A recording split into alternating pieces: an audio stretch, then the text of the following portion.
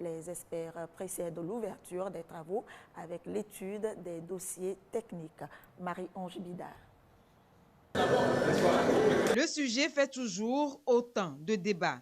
Le chômage des jeunes, il est estimé à plus de 15% dans l'espace UEMOA.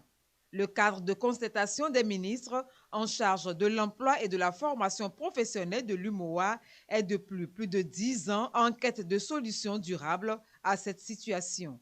Mais les facteurs ne disparaissent pas pour autant. C'est la forte démographie. Nous avons une population avec une forte proportion donc, des jeunes. Il y a aussi le faible tissu embryonnaire de nos entreprises. Parce que généralement, c'est au sein des entreprises que les gens sont censés travailler. Donc nous n'avons pas véritablement d'entreprise de transformation. Ce n'est pas assez pour pouvoir donc, absorber donc, le grand lot des jeunes. Mais il y a aussi que les formations, les jeunes ne sont pas forcément adaptés aux besoins donc, de l'économie. Vous verrez souvent lors de certains recrutements, on cherche des profils qu'on ne trouve pas. Voilà. La tâche ne sera donc pas aisée pour les experts.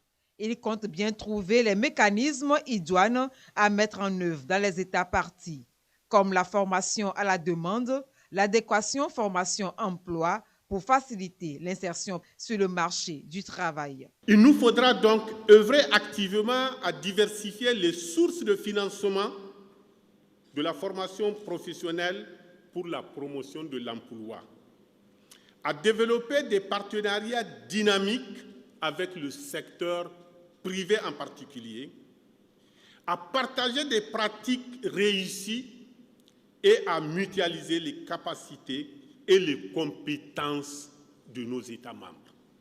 La poursuite de la dynamique de recherche et de partage de solutions communes nous renforce, nous, Commission de l'UEMOA, dans notre démarche de promotion d'initiatives nationales et régionales contribuant à reconsidérer et à traduire davantage l'emploi et la formation professionnelle comme une des priorités dans nos États membres. Le Togo, pour sa part, a déjà trouvé une formule: instaurer le stage systématique des apprenants après formation.